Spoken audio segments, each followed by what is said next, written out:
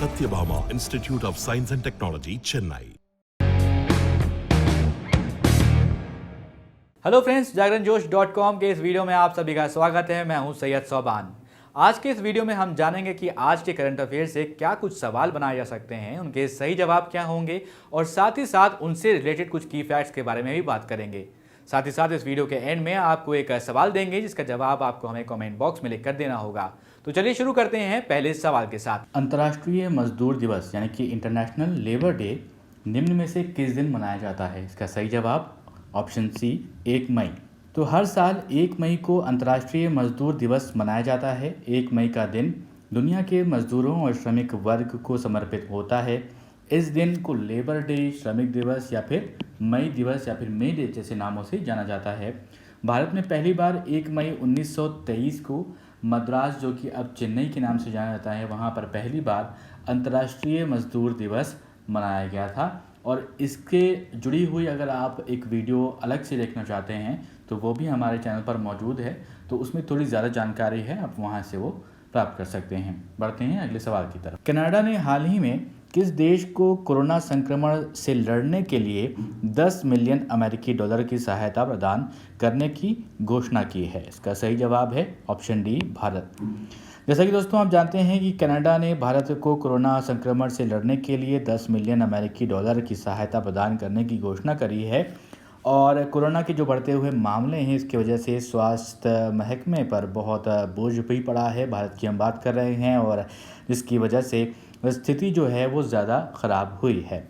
आपको बता दें कि इससे पहले दूसरे देश भी भारत की मदद करने का ऐलान कर चुके हैं। आप देख ही रहे हैं लगातार अमेरिका, फ्रांस, सऊदी अरब समेत कई सारे ऐसे देश हैं जहां पर से लगातार कहीं से ऑक्सीजन कॉन्सेंट्रेटर आ रहे हैं, कहीं से जो रॉ मटेरियल है वैक्सीन बनाने के लिए वो आ रहा है, कहीं से और इक्विपमेंट्स आ रहे हैं। तो इस तरह से जो देश अलग अलग हैं वो भारत की सहायता करने के लिए आगे ज़रूर आ रहे हैं। और अब कनाडा ने भी ये बात कही है कि वो भारत के लिए 10 मिलियन अमेरिकी डॉलर की सहायता प्रदान करेगा। अब दोस्तों आपको ये बता दें कि भारत में जिस तरीके से अभी जो दूसरी लहर चल रही है और माना जा रहा है इसकी जो पीक है वो जो है कब इसी महीने के बीच में आ सकती है। कुछ स्टडीज़ हैं, लेकिन इसके बारे में मैं कोई भी ये नहीं कहूँगा कि वो बिल्कुल सही स्टडीज़ हैं, लेकिन ये स्टडीज़ आई हैं, बताई गई हैं कि अभी भी पीक जो है वो भारत में नहीं आई है दूसरी लहर की, और इससे भी ज़्यादा जो है पीक आ सकती है। तो इस वजह से आप अगर अपनी बात करते हैं तो सुरक्षित रहें, घरों में रहें, बाहर ना हो बहुत ज़्यादा ज़रूरी तो ना निकलें। और अब हम बढ़ते हैं अगले सवाल की तरफ, लेकिन उससे पहले एक सूचना। हमारी वेबसाइट जागरणजोश.com पर अगर आप करंट अफेयर्स पढ़ना चाहते हैं तो आपको अपने ब्राउजर में टाइप करना है www.jagranjosh.com, जिसके बाद आपको हमारी वेबसाइट का होम पेज नजर आएगा। इसके बाद आपको करंट अफेयर्स के टैब पर जाना है। जब आप करंट अफेयर्स टैब पर क्लिक करेंगे तो आपको कुछ इस तरह से पेज नजर आएगा। अगर आप कैटेगरी वाइज करंट अफेयर्स पढ़ना चाहते हैं तो आप अपनी पसंद के हिसाब से कोई भी कैटेगरी चूज कर सकते हैं, जिसमें latest, national, international, sports, technology और इकोनॉमी जैसी कैटेगरीज मौजूद हैं। अगला सवाल है कि उत्तराखंड सरकार ने कोविड महामारी के बढ़ते संक्रमण को देखते हुए इस साल होने वाले निम्न में से किस यात्रा पर रोक लगा दी है? बहुत ही ज़्यादा फेमस ये यात्रा रहती है, 4 धाम यात्रा जिसे कहते हैं, उस पर रोक लगाई गई है। आपको बता दें कि उत्तराखंड सरकार ने कोविड महामारी के बढ़ते संक्रमण को देखते हुए ये फैसला लिया है कि इस साल यानी कि साल 2021 में होने वाली जो 4 धाम यात्रा थी उस पर रोक लगा दी गई है। उत्तराखंड के जो मुख्यमंत्री हैं तीरथ सिंह रावत जी, उन्होंने कहा है कि प्रदेश में कोविड मामलों में बढ़ोतरी होते हुए देखा गया है और इसी के चलते जो 4 धाम की यात्रा थी उसको स्थगित किया जाता है। केवल जो पुजारी हैं वो वहाँ पर पूजा कर सकते हैं, यानी कि कपाट खुलेंगे वहाँ पर मंदिर में, लेकिन वहाँ पर लोग नहीं जा सकते हैं। पूरे देश के लोगों के लिए 4 धाम यात्रा को अभी के लिए बंद किया जाता है। आपको बता दें कि पिछले साल भी कोरोना के संक्रमण के चलते हुए उत्तराखंड सरकार ने 4 धाम यात्रा पर रोक लगाई थी, यानी 2020 की हम ये बात कर रहे हैं यहाँ पर। तो अब बढ़ते हैं अगले सवाल की तरफ। अगला सवाल है, भारत के किस पूर्व अटॉर्नी जनरल का 91 वर्ष की उम्र में निधन हो गया है? इसका सही जवाब ऑप्शन सी, सोली सोराब जी। दोस्तों आपको बता दें कि देश के पूर्व अटॉर्नी जनरल सोली सोराब जी का निधन हुआ। उनकी उम्र जो है 91 साल की थी। सोराब जी पहले 1989 से 1990 तक, उसके बाद फिर 1998 से 2004 तक अटॉर्नी जनरल रहे थे। सोली सोराब जी का जन्म 1930 में महाराष्ट्र में हुआ था। राम जेठमलानी जिस वक्त देश के कानून मंत्री थे, उस दौरान सोली सोराब जी जो है वो अटॉर्नी जनरल देश के थे। बढ़ते हैं अगले सवाल पर। केंद्रीय मंत्री नितिन गडकरी ने हाल ही में घोषणा की कि भारत सरकार ने अगले 2 वर्ष में कितने लाख करोड़ रुपए के सड़क निर्माण का लक्ष्य रखा है? इसका सही जवाब ऑप्शन सी, 15 लाख करोड़ रुपए। दोस्तों आपको बता दें, केंद्रीय मंत्री हैं नितिन गडकरी जी, आप सभी जानते हैं। उन्होंने हाल ही में यह घोषणा करी है कि भारत सरकार ने अगले 2 वर्षों में 15 लाख करोड़ रुपए के सड़क निर्माण का लक्ष्य रखा है।